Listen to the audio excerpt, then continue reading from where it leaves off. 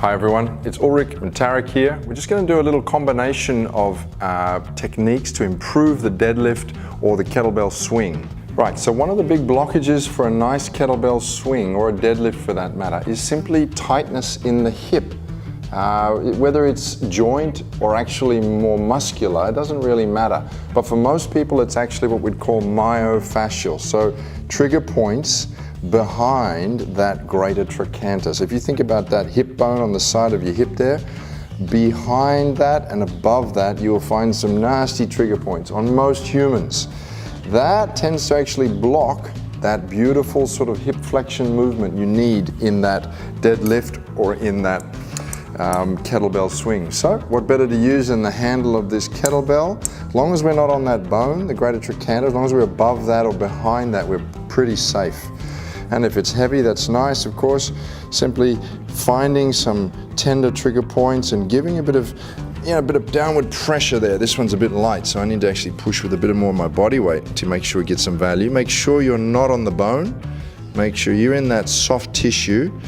And you'd be quite happy with him squirming a little bit, because it's got to be tender in order for this to do the right thing and to release this tension in this posterior hip area. So the muscles we're targeting are piriformis, a little bit around the back here, glute medius, more along the side and top of the hip. They can be very tender.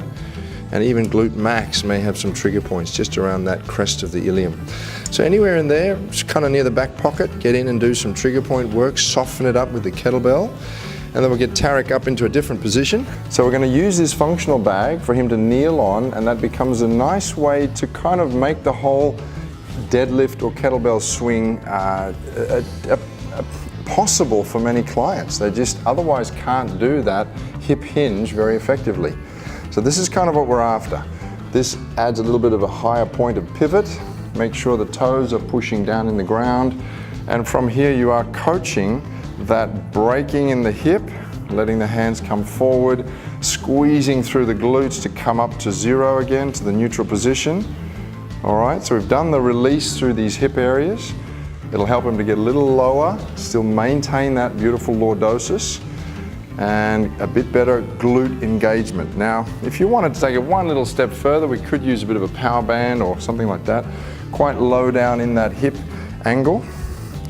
And I would be helping to give that feeling of breaking in the hip with this one, and then squeeze up against me, so a bit of resistance there.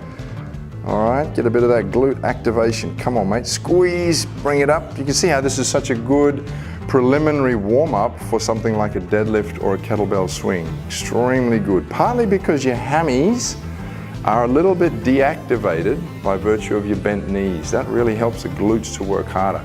So for my money, this is actually one of those perfect glute max toning drills as well for any clients who need that. All right, that's it for us today. All the best.